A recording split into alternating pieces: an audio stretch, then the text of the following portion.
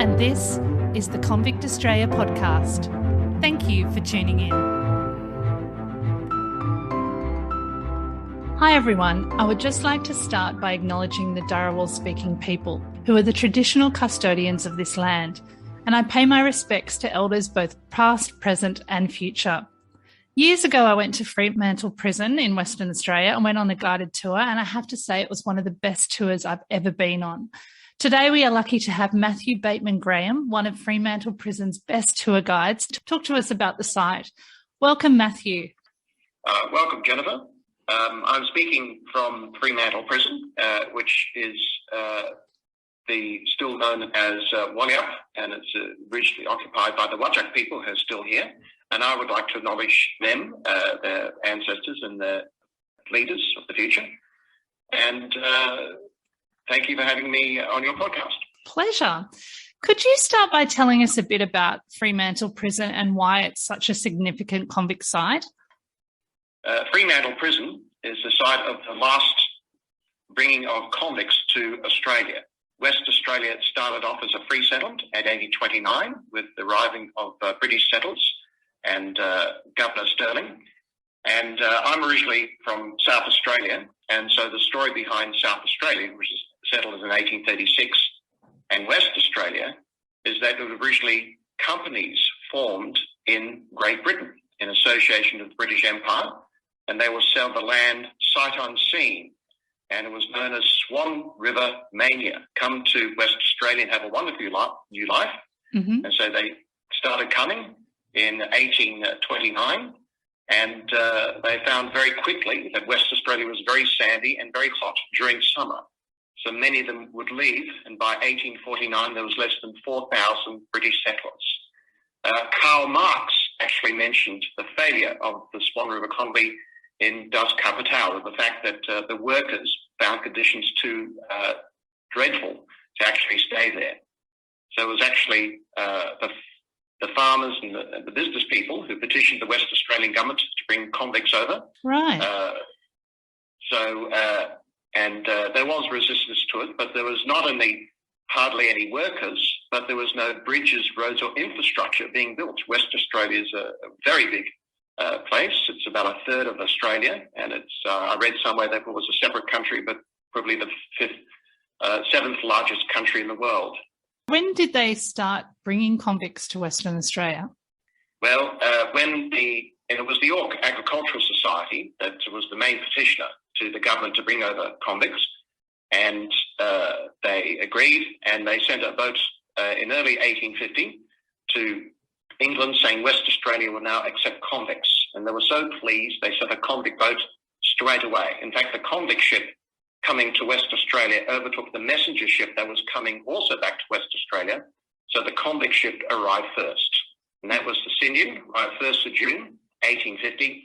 And a lot of commentators noticed the 1st of June is when the British settlements were originally announced back in 1829. Right. And what type of criminals were sent here? Well, on board was Captain Edmund Henderson.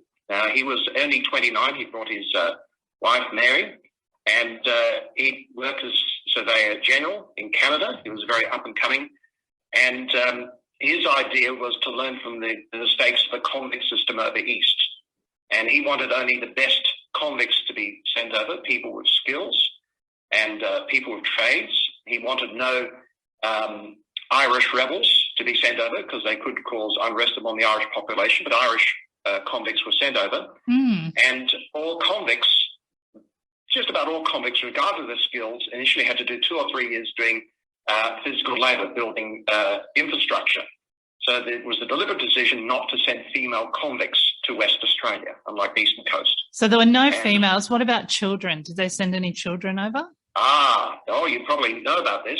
There was beforehand in the 1840s, because there was a shortage of labour, they did send child convicts from Parkhurst Prison on the Isle of Wight, and that was from 1842 to 1849. They sent about 234 young boys, as young as from 15 to 18, and but they called them Parkhurst boys, so they wouldn't be known as convicts.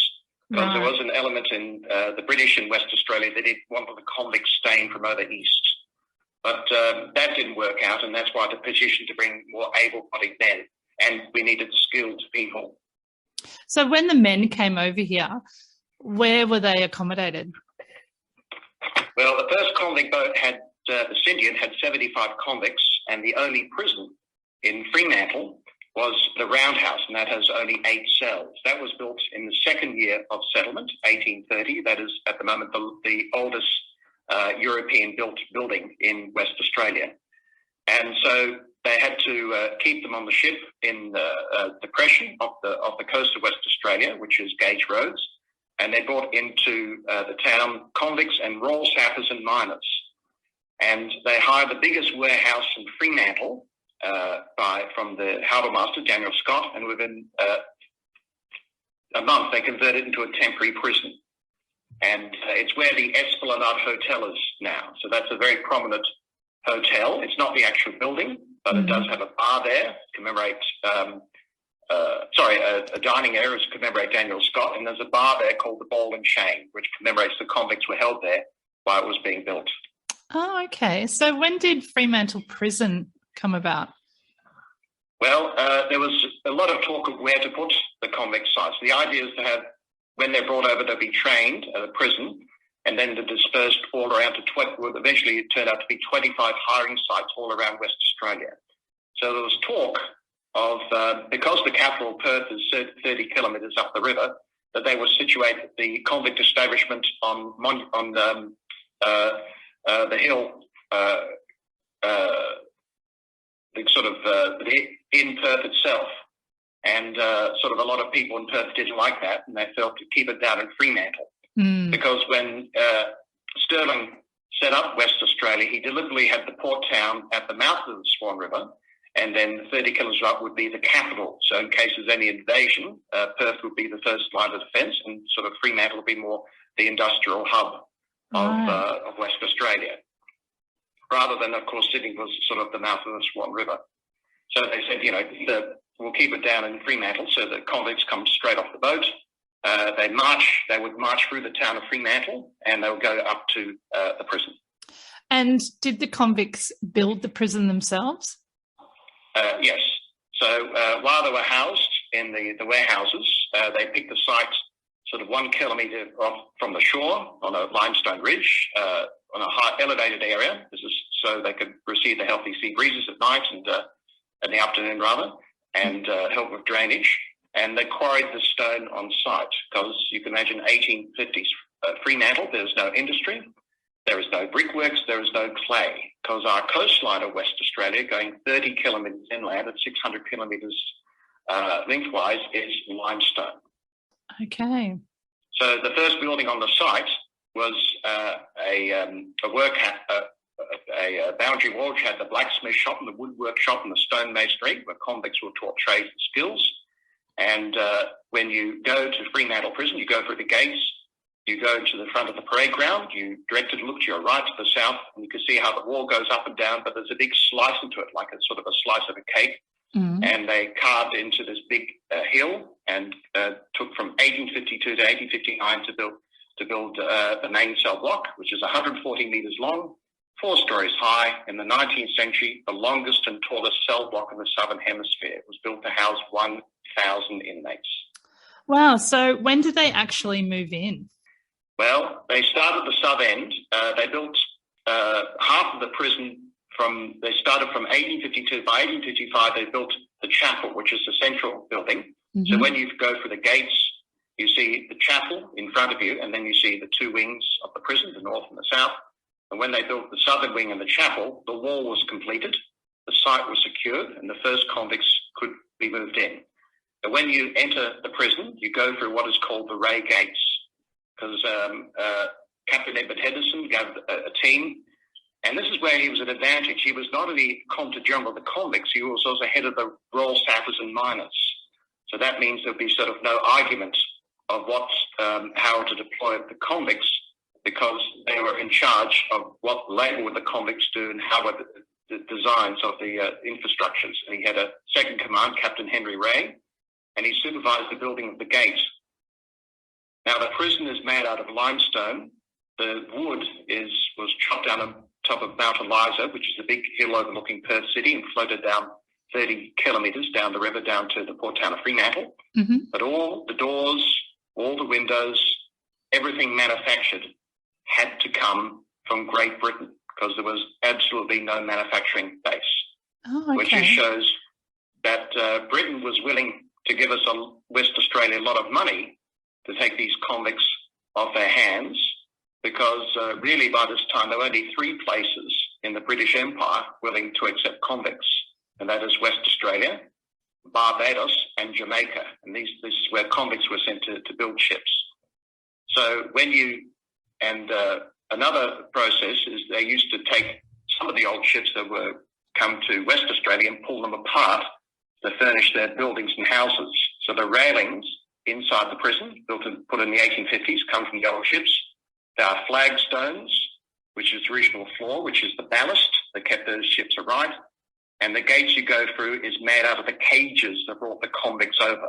Oh, wow. And on the gate, it says 1855. That's when the war was completed. The site was secure. The first convicts could be moved in. And has VR, Victoria Regina, opened the Randa Queen Victoria, and it's actually signed by Captain Henry Ray and James Manning Clerk of Works. So they were so proud of this gate, they actually signed it. So it's sort of chiseled into the metal gates. It must have been so strange for convicts to build their own prison. Yes. And I do have a list here in front of me, a list of convicts from the Sindhian. And this shows you how convicts were sent here to fulfill shortages of labour. By the way, they couldn't get enough trained convicts here or train them in time, so a lot of sort of free labour was brought over from South Australia. And they published in the paper the list of the 75 convicts. It has their trades and it has their ticket of leave. Ticket of leave is when they are able to be hired out, and it has their ages. It doesn't show their crimes. So our research has come across a list of their crimes. Captain Edward Henderson, the majority of convicts were sent here for minor offences. So I can see here James Barker, blacksmith, was sent here for 14 years for stealing towels. Another one, James Morrison, labourer, was sent here for 15 years for counterfeiting coin. Other convicts sent here for minor offences on that very first ship was stealing an oak beam, stealing drapery, stealing a watch, stealing a copper funnel. That was 14 years. But it seems like right from the beginning, Britain was trying to slip in a few convicts who were sent here for serious crimes. So looking at here, I can see there's a list here. John Davies could be hired out as an engineer, but he was sent here for 15 years for rape. Oh. John Morris, carpenter, 15 years for rape. Alexander Thomas, turner, manslaughter, 15 years. John Wilson Sawyer, robbery and violence, 15 years. Also a factor in many of the convicts that were sent over that we seem to get a lot of military convicts. That means these are British soldiers who committed crimes, and they're not only sent from England, they'll be sent from all parts of the British Empire like Canada or Malta, and they were sent to serve their time. So even on the very first convict boat, there are convicts sent here for the 6C. There's John Rampling, who could be hired out as a servant. He was sent here for 14 years for striking a superior officer. James Baxter would hired out as a labourer. He was sent here for 14 years for violence and striking a superior officer. But that's sort of the indication.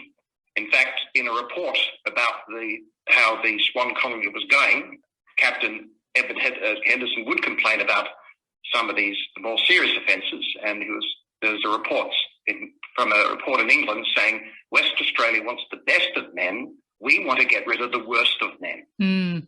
But sometimes you would overlook it because, frankly, people, I see here there's a list of people, various trades that were desperately needed, like engineers and carpenters and a tailor and a butcher, and sometimes they would just have to accept these people might have been sent here for serious crimes, but their trades and skills were desperately needed in a struggling settlement. And how many convicts roughly pass through the gates of Fremantle Prison? Well, there's over It was from 1850 to 1868, so that's 18 years, and about 37 ships did 41 voyages, and about 9,721 male convicts were sent to West Australia. Wow. And were there many escape attempts? Yes, over 136 years, there were 250 escapes. Oh, wow, that's a lot. Yes. Well, in some ways, it was very easy. Now, the local stone in Fremantle, 20 metres below, there is fresh water, and the stone is very soft and crumbly. So the southern wall was finished in 1855, and the very next year, some of the walls of the prison fell down in strong winds. Oh. And if you go through the prison today, you'll see that the limestone is crumbling, and that's why we ask all our wonderful visitors, please don't poke at our prison. So it's very easy to dig through the walls. And of course, convicts are not sent all the way to West Australia to be locked up all day. They're sent to work, so that they will be working outside the walls, and that's where many escape attempts, and they take out to work parties. But Captain Edmund Henderson made sure that the convicts would know that there is no point in escaping from your work party, because if you escaped, where could you go? Of course, these people brought here against their will from the other side of the world. You got shark-infested waters on one side, and the other side, harsh, inhospitable bushland. Unless you have the knowledge of the indigenous people, you wouldn't know where the water is. You wouldn't know what's good to eat or poisonous. You wouldn't know what to do when it hits 40, 45 degrees centigrade. Some convicts were never heard of again, and some convicts would come back saying, please let me back in, it's just too harsh out there. Yeah. What was their daily routine? Well, convicts worked 6 days a week, day off on Sunday to go to compulsory chapel, and they had 2 services, and they really sort of worked them sunrise to sunset. So depending on whether it was summer or winter, they'd work it up at 4:30 in the morning. Wow. And the front of the prison has a parade ground. They paraded up in their work parties, and they march through the gates at the crack of dawn, and they work for 2 hours, and then they come in for breakfast. They go back to the main cell block, and Fremantle Prison is set up like the prisons in England that were set up during the Industrial Revolution. And they had a system of the separate system. The idea is to keep prisoners as separate as much as possible. In fact, convicts were not supposed to talk to each other, and they speak to spoken to. And that means the prison was built like the prisons in England with no big dining halls. Prisoners ate their meals separately in their cells. And their breakfast would be a watery porridge, which is gruel. And then they work until 12. Then they march back into, and the main meal of the day was the middle of the day. And then it was called dinner, it was usually meat, potatoes. And then they work until about 5. This all depends whether summer or winter. And then they march in, and they're locked away at around about 6 o'clock with a loaf of bread and a mug of tea. But they have little treats. They have cheese on Thursdays and pudding on Sundays. And George Atterfield was the surgeon, and it was his job to keep these convicts nice and healthy, so they could get work out of them. So they were allowed their quarter of ounce tobacco every week, and there was a prison hospital on site. And the windows were designed that convicts later could open and close their own windows to allow circulation of air, because in the afternoon, or on top of the hill, the healthy sea breezes would come in. Oh, okay. Can you tell us about one of your favourite convict stories from Fremantle? Oh, well, what I like is the contrast of Captain Edmund Henderson was worked very well with the governors of West Australia of bringing convicts over and training them. So where if a convict is sentenced in England, he'll spend 9 months in isolation. When he's sent over to West Australia, depending on his sentence, anything from 2 years to 3 years doing working on gangs, doing infrastructure. Then they're sent to the 25 hiring depots, and that could take 3 to 5 years. And they can be hired out. They can earn money. They're encouraged to bring their families over here from Great Britain, so they try to bring a lot of married convicts over. In fact, the government will pay half the fare, and they're working their way towards their certificate of freedom. And once they obtain that, they could go back to Great Britain, but what they hope is they've got their job, their land, they're encouraged to stay and settle. But then in 1862 came a new governor of West Australia. This is appointed by the British, and that's Dr. John Hampton, and he was a former Comptroller General of Van Diemen's Land. and he had blotted his copybook. He was a doctor who worked on the ships. As his tenure as Comptroller General in Van Diemen's Land, he was accused of corruption. In fact, the House had issued a warrant to appear in front of committee. He refused, and he was put under house arrest. And while there were writs going forth and appeals going to the Privy Council, he asked for leave to leave Van Diemen's Land, and he never came back.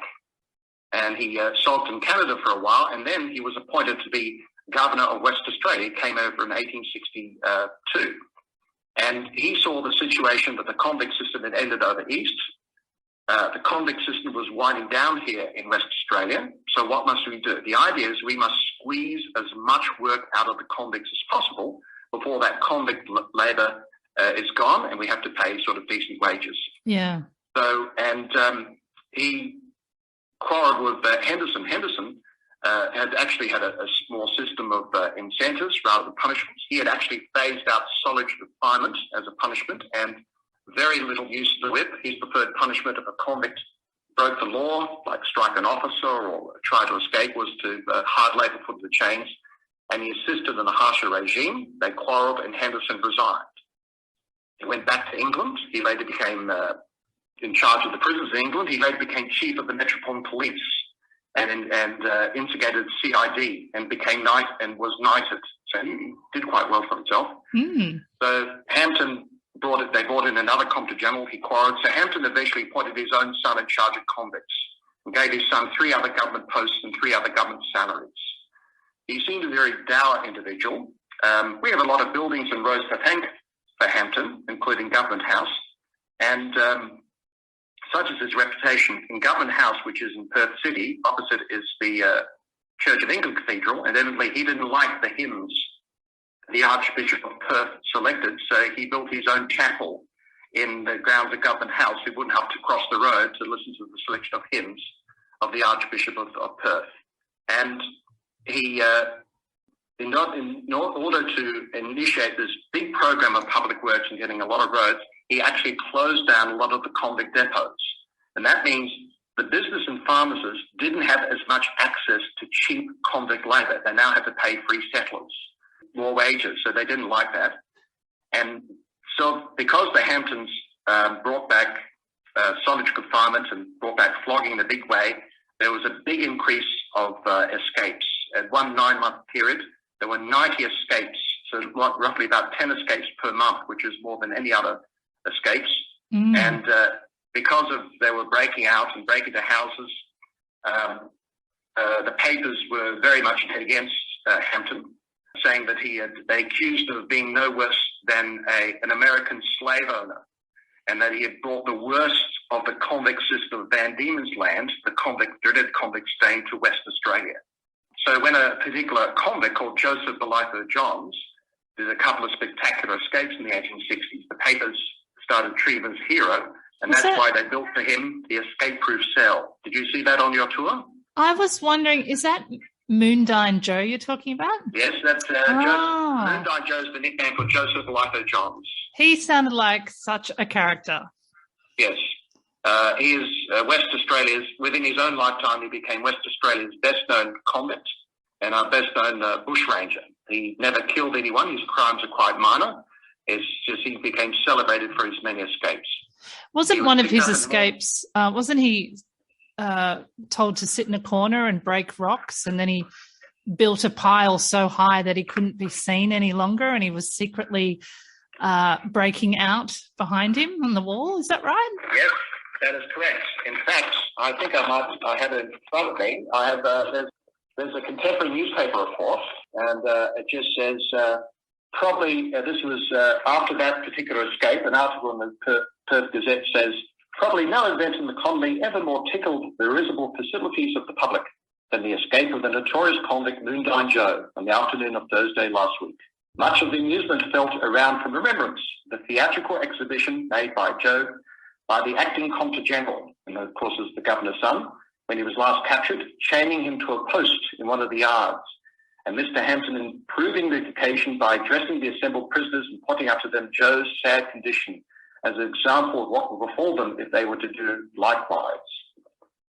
It describes the escape-proof cell, which was lined with our local wood jarrah, and he was put in there. The cells had hammocks, but he had no hammock, had to sleep on the floor with his toilet bucket, of course no flushing toilets, and he was in there for 23 out of 24 hours.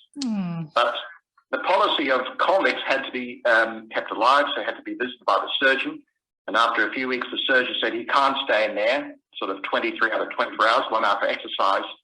And as he said, he was put in the parade ground in irons, and he was breaking out rocks. And he was wearing a multi-coloured uniform. And this is the convicts who wear the yellow and the black uniform, so they could be, as a mark of punishment, they could be easily seen if they escaped. Is that the magpie? What? The magpies, yeah. Yes. And if I'll just go back to the article.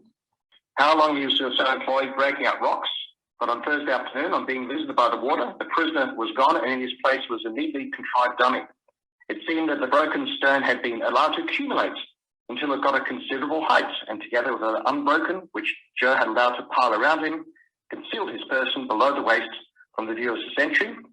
And the warder, a chance which Joe did not allow to escape his plan, must have taken much time to execute, because he would have to get through the wall, a work of considerable labour, and the crow's nest was necessary to hide from his visitors. But in some way, he had the pickaxe, and the walls of Fremantle Prison, as I said, is soft, crumbling limestone. The hole ready through the wall into Lefroy's yard. He was put in the southeastern corner of the prison, which would go into the backyards. The fine houses at the front of the prison, either side of the gatehouse entrance, were the houses of the senior staff, like the surgeon and the chaplain and the magistrate. Joe prepared for his exit by sticking his hammer upright, and with some umbrella wire he got in possession of, he formed the shape something of a man's shoulders and arms. Upon the top he placed his cap, and so he created a dummy to put behind a pile of rubble, trying to fool the guards he had disappeared. When the escape was discovered, the consternation was among the prison officials was said to be something worth witnessing. The warder, who did not ascend the fact until he had actually taken the dummy by the arm, was nearly sick with fright. The superintendent could not believe it and brought forward a theory that it could not possibly be a fact. However, the alarm bell was rung, the gun was fired, and the police and the military distributed an express into Perth, which is said to have greatly disturbed His Excellency and Mr. Hampton's digestion of their dinner, and did not greatly contribute to their recipe during the night, during the night or the day after. See, when a convict escaped in Fremantle Prison, they would have to fire a gun in front of the prison to let people know that it was an escaped convict. And of course, when they was getting up to 10 escapes per month, the people of Fremantle were getting pretty sick of hearing that gun and having to watch out for escaped convicts. Inevitably, every time they fired the gun, about 20 to 30 windows would break in Fremantle. Oh. So you could see that people were pretty down on Hampton's repressive convict, because harsh treatment of the convicts to get work out of them, because they're having reproductions on their daily lives. Were any of the supervisors convicts themselves? Well, some convicts, if they were well behaved, and of course many of these were military, these were former military men, could be also in charge of convict gangs. And of course we should mention that there was an element that didn't want convicts to be sent into West Australia, and there was no police force and no permanent garrison, so that's why they brought over with the convicts pensioner guards. And these were ex-British soldiers in their 40s and 50s. They retired, and they were offered free passage from their families.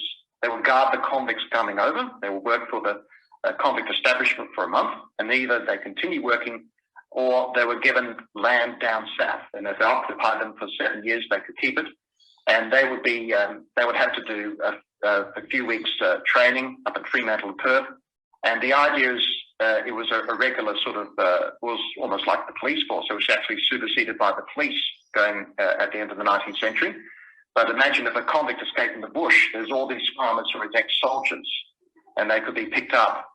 But we do have some correspondence from the warders' wives. So the warders are different from the pensioner guards, and the fact that, these were military men, and sometimes they're guarding convicts who were their comrades in arms in the very battalions.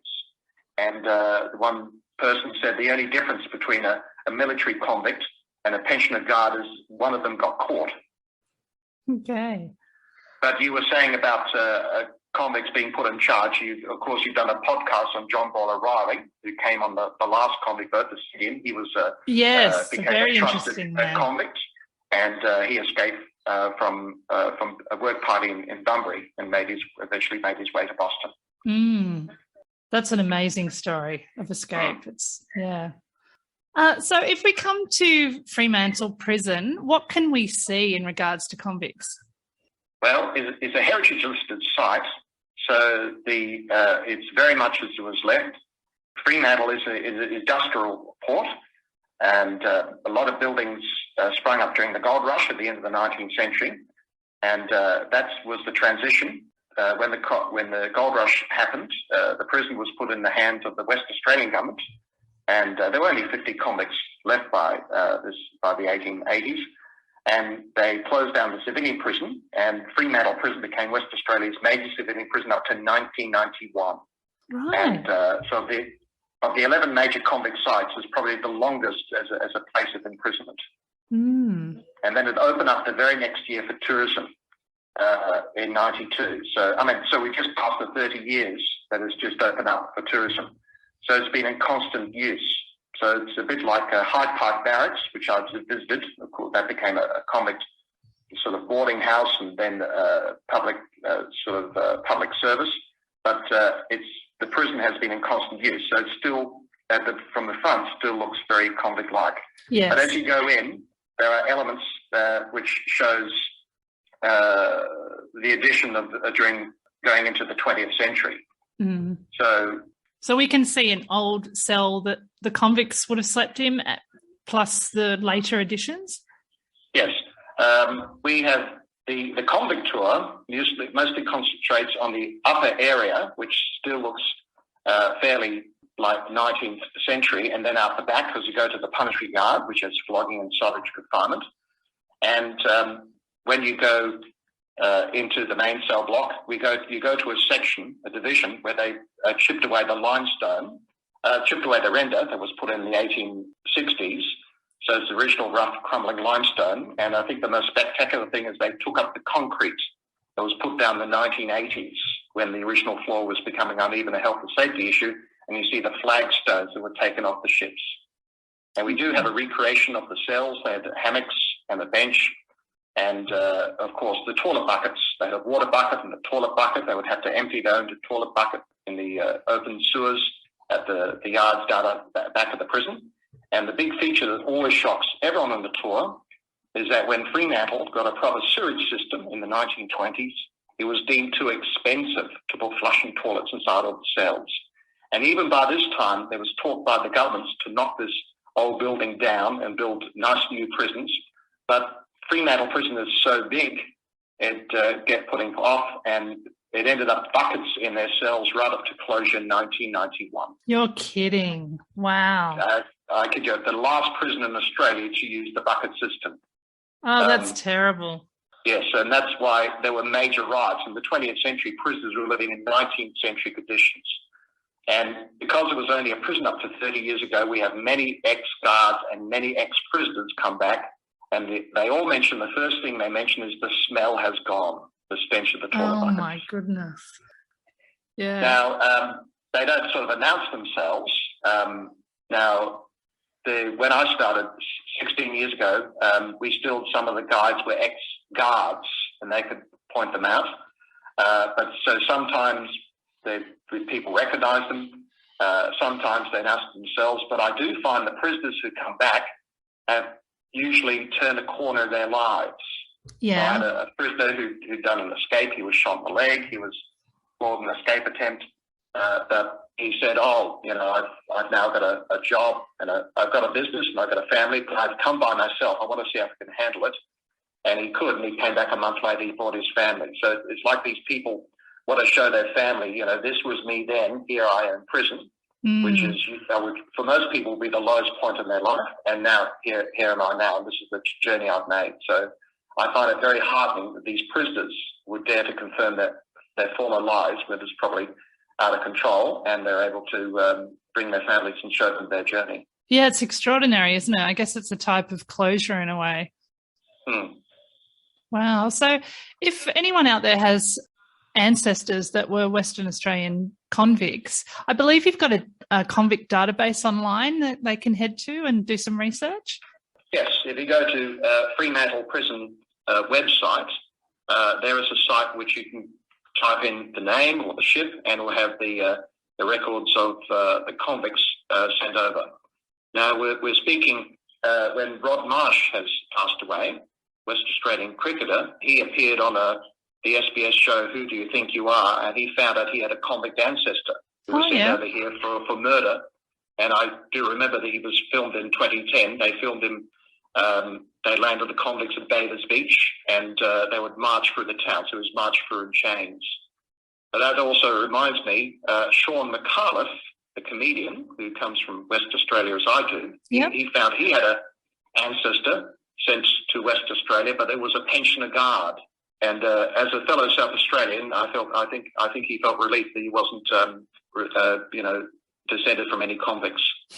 I have an interest because on my mother's side, my mother came from New South Wales, and for her, my convict ancestor was Nicholas Delaney, who was part of the United Irish Uprising of 1798, originally up with three other Irishmen for killing a British soldier, but they didn't have the evidence. But someone would swear that he stood up at a pub in Ireland and said, "To hell with the English." For that, he was sent to New South Wales. He was a groom to George Johnson, who was a figure in the Rum Corps, and that's it. So that's my convict blood. Excellent. And I work as a musician, and I have two musicians, fellow trumpeters, and they both have convict ancestry sent to West Australia. Great. And can you recommend us some books that we can read that will give us a great overview of convict times in Fremantle? Ian Elliott wrote the definitive book on Moondyne Joe, and one thing is there's a very famous image of Moondyne Joe in sort of 10 years before he died in 1900, about 67, but 10 years beforehand he was asked to pose by William Chopin. Now, he was an ex-convict who became a photographer to including the governor. So he took a photograph of the governor so he could announce his under royal order. And he took very many now valuable photographs of the early inhabitants of colonial West Australia. And there's one of his kangaroo skin jackets, so that's on the front of Ian Elliott's book of Moondyne Joe. And there's another one called The Lash on His Back, which is a book of essays, which is more very much detailed individual stories of the convict system, of the women who came here and so forth. So those are my two recommendations. Thank you so much. Thank you for coming on the show. It's been really fascinating. Okay, thank you very much for having me on the show, and good luck to you. Thank you. Thank you for listening to the Convict Australia podcast. If you'd like to show your appreciation and get more involved, there are a number of ways you can. The first is by signing up to Convict Australia on Patreon, and you will get some perks like the Convict Australia Newsletter. Secondly, leave a review and tell your friends and family. This really does make a huge difference. And lastly, join the Facebook and Instagram group Convict Australia. All the links I've mentioned will be in the show notes. Thank you again. Till next time.